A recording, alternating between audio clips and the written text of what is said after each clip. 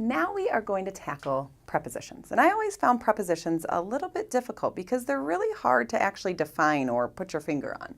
But the basics of a preposition is that they show connections between a noun or pronoun in a sentence to another word. All right? And the kind of relationships that they show are time, location, direction, and relationship. So they kind of hook things up in a sentence and show how the two things fit together. One other thing to know about prepositions is that they always take an object, which means they should always be followed by an object. When you put the two together, you've got your prepositional phrase. All right, so let's take a look at some tricks that will help you identify prepositions. First thing, and I'd love to say that I came up with this, but this is a Schoolhouse Rock thing. They're called the busy Ps. And the reason that they're called the busy Ps is because they're used all the time. And the reason that we use prepositions is they give a little bit more detail. They add some description into clauses, into phrases to help things be a little bit more clear. Like I said, they're often difficult to find. Not only the actual word preposition, but when we look at some of these example words, after, as, before, at, above, any of these things, if someone asked you to actually define one of these words, it's a little bit difficult. So that's one key that you might be looking at a preposition. And like I said, they always take an object. So if we take a look at these two example sentences, the parking lot was full of cars.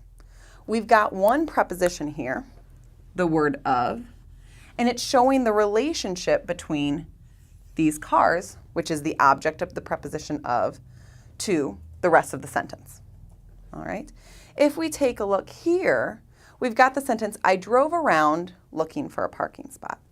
Now on first glance, the sentence looks like it's got two prepositions here. We've seen the word around, and that kind of shows the relationship of direction. And we've seen the word for, all right? But we've got to double check here. So if we have this word for and we think it's a preposition, we've got to make sure it takes an object. And it does. It takes the object, a parking lot, that's an item after it, and it connects the parking lot to the rest of the sentence. Our other gut instinct may be to look at the word around.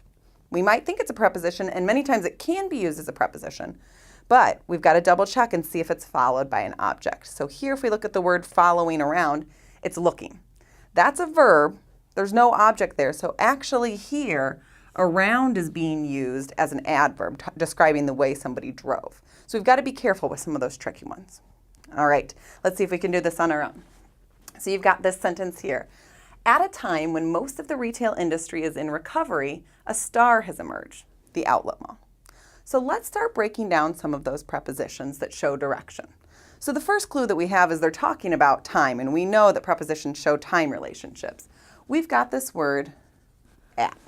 All right, it's a hard word to define, and it's followed by an object, a time. So if somebody asked you about this prepositional phrase, you would tell them the phrase is at a time.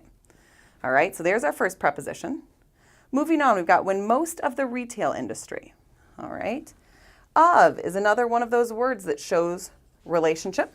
All right, its object is the retail industry. So we've got another prepositional phrase there.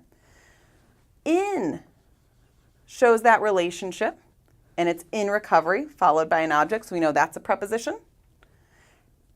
And we've got all those there. So now you can take a look at how these different words that's hard to put kind of your finger on and describe what they actually are, but ones that do a lot of work and show a lot of relationships, you can nail them down now as prepositions.